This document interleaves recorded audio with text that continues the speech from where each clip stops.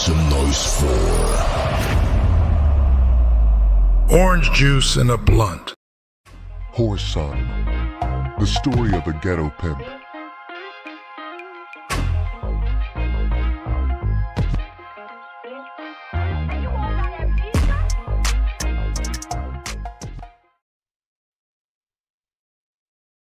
"13.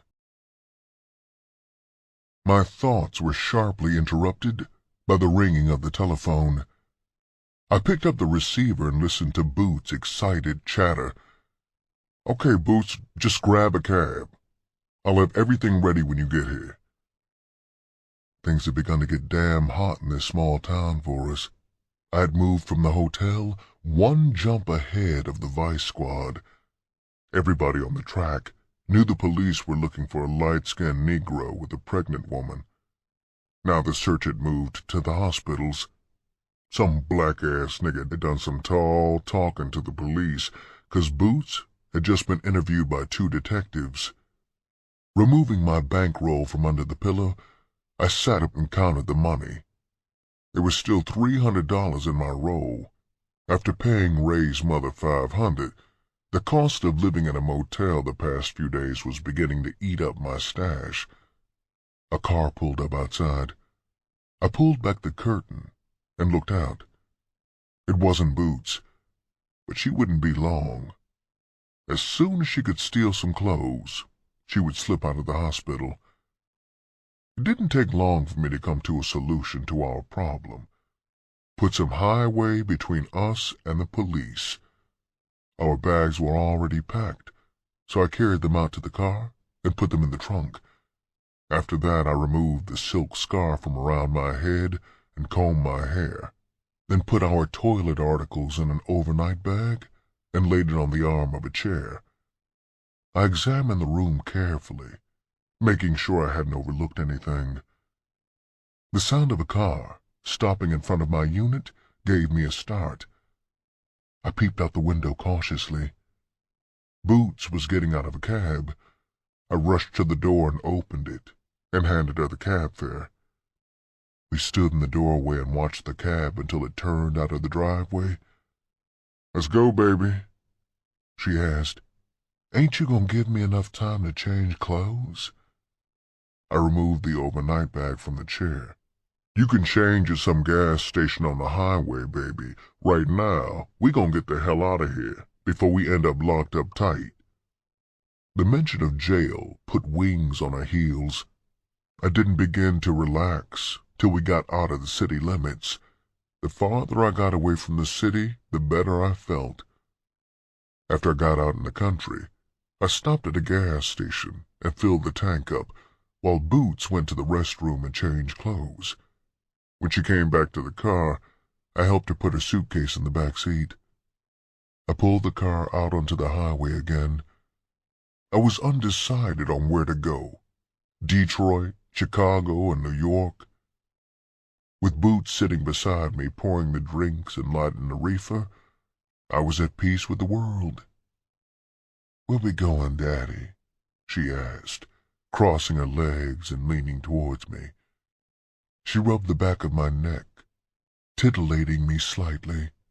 Driving with one hand on the wheel, I put my other one between her legs and rubbed her smooth thighs affectionately.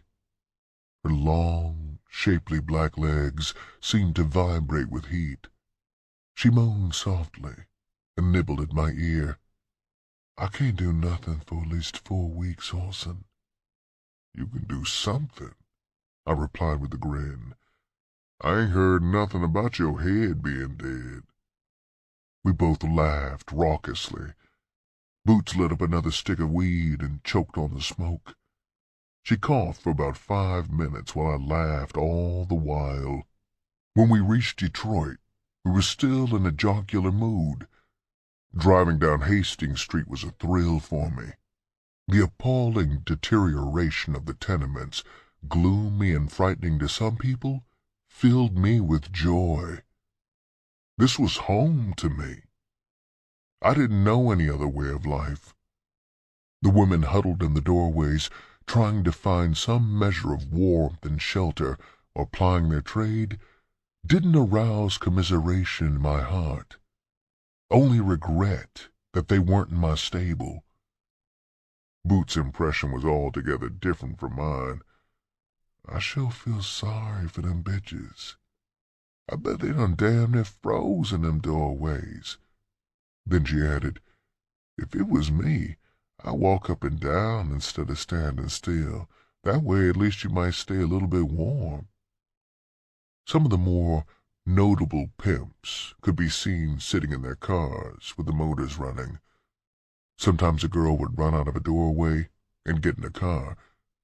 After sitting in the car for a few moments to get warm, she would run back to her doorway and continue working. I parked in front of Big Mama's. Most of the women standing in her doorway knew me. They began to yell before I got out of the car. Look at Whoreson, honey, driving a Cadillac and diming down, Marge yelled, a healthy, coffee-colored woman. Boots got out of the car and waited for me at the curb. She put her arm around me and tossed her head up. Her attitude revealed beyond a doubt that I was her man, and that she was plenty proud of it.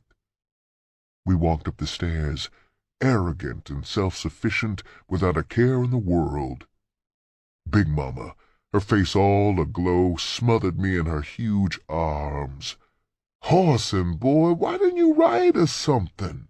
Here I've been worried to death over you, and you don't even bother to write.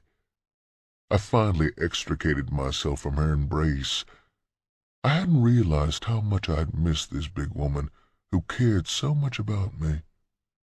There was a lump in my throat, and I hoped that my eyes wouldn't betray me by glittering with tears. Come here, baby, I said to Boots, and meet my grandma. Boots was a big woman herself, but when Big Mama embraced her, she was completely lost in those enormous arms and bosom. Big Mama removed a bottle of wine from her refrigerator, and we sat around in the kitchen, drinking and reminiscing. Whoreson, Big Mama said, I still got your flat, boy. If you want to move back in, it's okay with me. I've been paying the rent and sleeping there sometimes. It does my poor heart good to get away from all these silly girls at times. I'm sick of hearing them talk about their damn pimps. My acceptance of the flat seemed to bring joy to the old woman's soul. I guess she just felt as if I were her wayward child.